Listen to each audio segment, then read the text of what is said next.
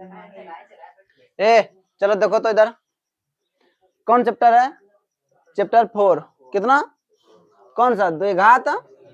आज जो हम पढ़ेंगे द्विघाती सूत्र यूज करने के बारे में पढ़ेंगे, ठीक है। द्विघाती सूत्र के बारे में हम क्या करेंगे, पढ़ेंगे। तो सबसे पहले देखो दो चीज याद रखना, पहला क्या, द्विघात, दो तीन चीज, कितना चीज, अच्छा बताओ द्विघात समीकरण का व्यापक रूप क्या होता है, ax² plus bx plus equal to ये होता है ना। तो सबसे पहले डी निकालो, क्या निकालो, डी। तो देखो नंबर 1, तो डी बराबर अगर डी का मान अगर 0 हो जाए, क्या हो जाए, 0, डी का मान क्या हो जाए, 0, तो मूल क्या है, तब यहां लिखना ये डी बराबर 0 हो जाए तो मूल क्या होगा, मूल वास्तविक, मूल क्या होगा, वास्तविक, और क्या होगा, समान, और क्या होगा, समान, कब,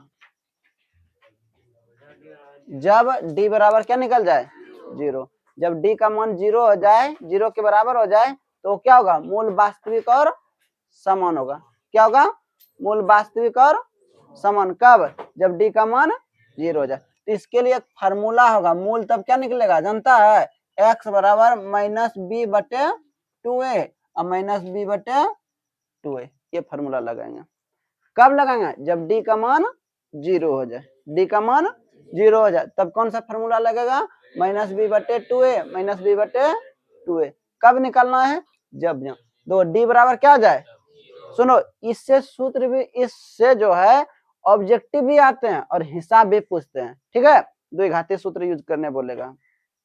तो द्विघात समीकरण का व्यापक रूप क्या था, ax² प्लस bx प्लस, तो a का मान यहाँ तो ये होगा, b का मान ये होगा और c का मान अचर पद ना, ये c अचर पद ही होता है मान, तो गुणांक लेना, क्या लेना है, गुणांक। अब दूसरा देखो,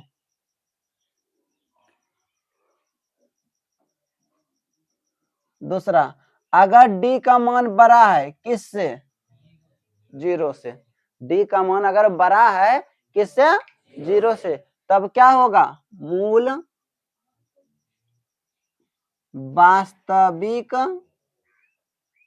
और असमान होगा, क्या होगा, मूल वास्तविक और असमान, क्या होगा, किस स्थिति में, जब d का मान 0 से क्या हो जाए, बड़ा हो जाए, d का मान 0 से क्या हो जाए, जब d का मान 0 से बड़ा हो जाए तो क्या होगा, मूल वास्तविक और असमान, मूल क्या होगा, वास्तविक और असमान। तो उस कंडीशन में x का मान जो निकालेंगे, क्या निकालेंगे, -b प्लस -√d/2a, ये फार्मूला होगा, ठीक है।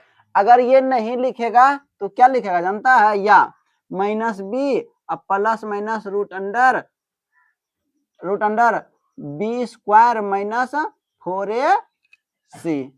-4ac अब बटे कितना, 2a।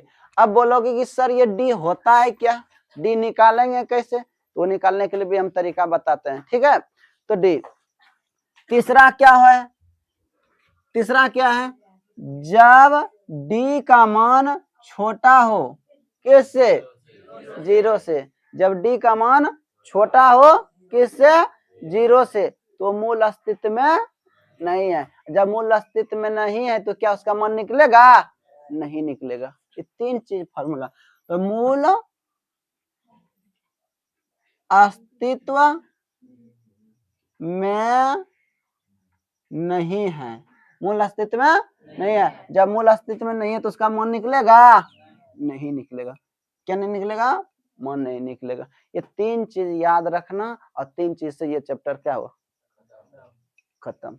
ऐसे ऑब्जेक्टिव भी पूछता है, इससे क्या पूछता है, ऑब्जेक्टिव भी बताएंगे अभी तुरंत, जो क्वेश्चन है ना, क्वेश्चन ले गई थी उस दिन रे, मैथ का ले गई थी। अब देखो तो सबसे पहले फिर देखो, अब डी निकालेंगे कैसे, डी निकालेंगे कैसे, तो डी बराबर होता है डी बराबर होता है b² - 4ac, डी बराबर क्या होता है, b² - 4ac। कोई मान के चलते हैं, एक उदाहरण ले लो, कितना, 2x² माइनस 4x प्लस कितना 5, ये है ना। इसका बोलेगा मूल निकालिए। कौन सा सूत्र? द्विघातीय सूत्र से। कौन सा सूत्र से? कहेगा द्विघातीय सूत्र का प्रयोग करते हुए निम्नलिखित द्विघात समीकरण का क्या निकालिए? मूल। क्या निकालिए? मूल। तो मूल कहे या शून्य कोई फर्क पड़ेगा? मूल भी कहेगा तो क्या निकालना है? शून्य। और शून्य मतलब x का वैल्यू। किसका वैल्यू निकालोगे? x का वैल्यू। तो देखो ये तुम्हारा द्विघात समीकरण है, ये समीकरण है ना, इसका d निकालेंगे। क्या निकालेंगे? तो देखो पता चल रहा है ना, ax² प्लस bx प्लस क्या इस पे बैठ रहा है? तो a का मान कितना? 2, b का मान -4, b का मान और c का मान तो 5। d बराबर क्या होगा? फॉर्मूला ये फॉर्मूला होता है ना, तो d का मान बैठा d। b का मान कितना?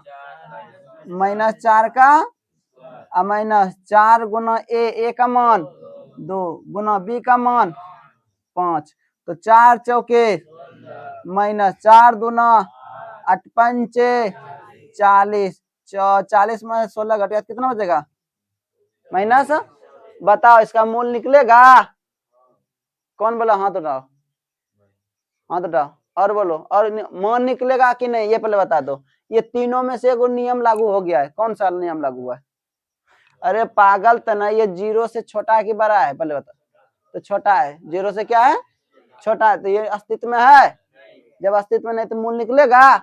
लिखो यहाँ मूल अस्तित्व में, मूल अस्तित्व में नहीं है। जब अस्तित्व में नहीं है तो मान ही नहीं निकलेगा ना। अब थोड़ा हम चेंज करते हैं इसी को, फिर इसी को अपने से बना के एगो देते हैं।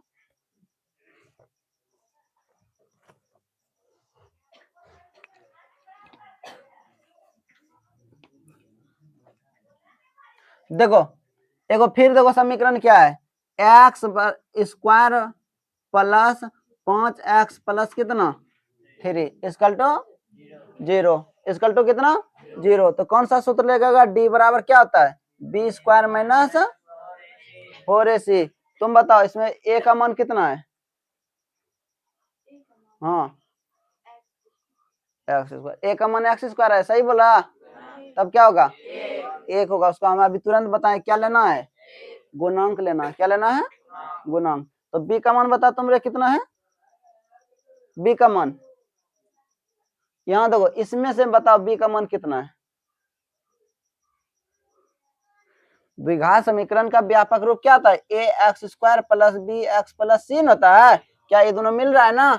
a का मान कितना है, b का मान कितना है, c का मान। जब तुम ये नहीं पता रहेगा लेने के लिए तो क्या मान बैठा सकते हो? नहीं बैठा सकते हो। तो a का मान कितना 1, अब b का मान यह न पूछे थे? तो पूछती है कभी जब नहीं समझती है तो कि सर क्या कर देते हैं? बताइए कहां से लेते हैं? हवा से लेते हैं कि आसमान से लेते हैं कि बोर्ड से लेते हैं कि किताब से लेते हैं? कहां से लेते हैं? बताइए। तो कभी पूछती नहीं है। हम बताते जाते हैं, पूछते जाते, समझा? हाँ, हम आगे क्या होते हैं? बढ़ जाते हैं। हेलो, यहाँ देखो, ये ए का मान है, समझना समझ आ रहा ना? ए का मान, और ये किसका मान है? और ये किसका मान है? सी का। तो समझ में आया? तो डी बराबर क्या होता है? b² माइनस डी बराबर क्या होता है? 4ac होता है रे। भंग खा क्या है क्या? b का मान कितना? 5 का -4 गुना a का मान कितना? और गुना c का मान कितना? 3। तो 5 है, अब -4 तिया 25 में 12 घटा।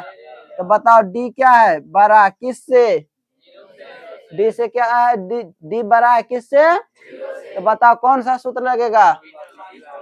मूल वास्तविक और मूल वास्तविक और कौन सा सूत्र लगाएंगे? समझ में आया? डी का मान निकालने समझ गया? फिर एक बार हम पूछ देते हैं, फिर से इसको मिटा दें। नहीं लिखा था? अच्छा अच्छा, अभी रुक जाओ, बता देते हैं फिर से। देखो फिर से समझाते हैं। देखो पहले क्या होगा? मान के चलते द्विघात समीकरण का व्यापक रूप क्या था? ax² plus bx plus c equal to द्विघात समीकरण में अधिकतम पावरों की घातों की संख्या कितना 2, शून्यकों की संख्या कितना 2, शून्यकों की संख्या कितना द्विघात समीकरण का व्यापक रूप ax square plus bx plus यह होता है। चलो ठीक है, अब मान के चलते हैं, हमको द्विघाती सूत्र यूज करने बोले, द्विघाती सूत्र का प्रयोग करके क्या निकालिए मूल निकालिए, क्या निकालिए मूल। तो कैसे निकालेंगे उसके बारे में समझना है ना, तो समझो पहले।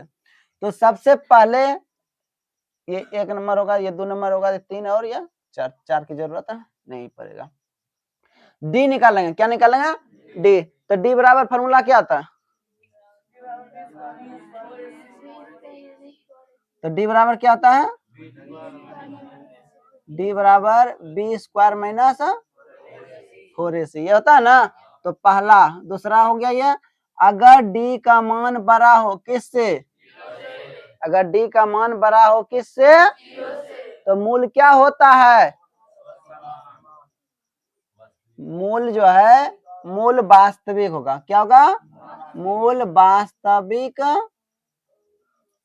और समान, क्या होगा मूल वास्तविक और, अगर डी का मान 0 हो के बराबर हो तब, अच्छा ठीक है, ये तो समझ गए यहाँ तक।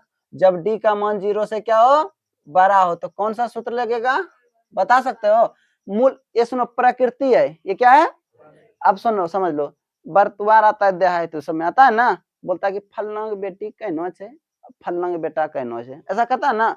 तब हम क्या कहते हैं, हाँ ठीक है, थोड़ा लंबा है, थोड़ा नाटी है, नाटा है, गोरा है, शामली है, ऐसा बताते हैं ना, उसके बारे में बताते हैं। प्रकृति हुआ वो, क्या हुआ प्रकृति। उसी तरह डी का मान अगर वो 0 से बड़ा हो जाए तो बोला कि प्रकृति बताइए। ये क्वेश्चन याद रखना, पूछता है, और क्वेश्चन पूछेगा, पूछता ही है, पूछेगा क्या कोई नहीं रोक सकता। देख लेना क्वेश्चन बैंक जो है, क्वेश्चन दिया आपके एग्जाम देके आया ना, उसे पता कर लेना, ये सब आता है। जब डी का मान वो 0 से बड़ा हो तो क्या आता है मूल वास्तविक और असमान, मूल वास्तविक और किस स्थिति में, जब डी का मान 0 से, जब डी का मान 0 से क्या हो बड़ा हो तो मूल क्या होता है वास्तविक और, जब डी का मान 0 से बड़ा हो तो क्या होता है मूल वास्तविक और। इसके लिए फार्मूला क्या लगेगा minus B plus minus root under D बटे कितना 2। डी का मान देखो कैसे लिखा, अगर डी नहीं लिखेगा तो क्या लिखेगा, ये दोनों आपस में क्या बराबर है ना। अगर यहाँ देखो डी हम थोड़ा ये लिखने में बड़ा हो रहा है ना, हो रहा है, इसलिए इसको हम क्या कर दिया छोटा में लिख दिया, क्या लिख दिया। आइए सर बैठिए ना आप लोग,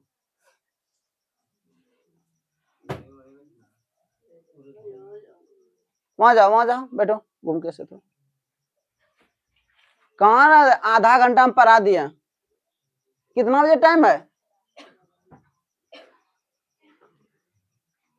चलो देखो ये डी बराबर डी का मान अगर 0 से बड़ा हो तो क्या होगा मूल वास्तविक और, जब डी का मान 0 से बड़ा हो तो मूल क्या होगा वास्तविक और। तो उसके लिए कौन फार्मूला लगेगा minus B plus minus root under D बटे 2a बटे 2a। इसके बाद अगर डी का मान 0 के बराबर हो, किसके बराबर हो, तो कौन सा क्या होगा मूल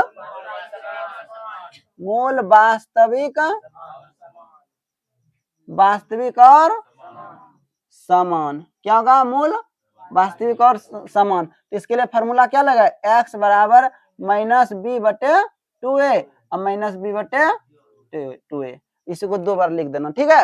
अब अगर ये 2 नंबर 3 नंबर था, ये चौथा नंबर, अगर d का मान 0 से क्या आ जाए छोटा, देखो 0 बड़ा लेकिन d क्या हुआ छोटा, ये ना, इस कंडीशन में आ जाए तो मूल अस्तित्व में,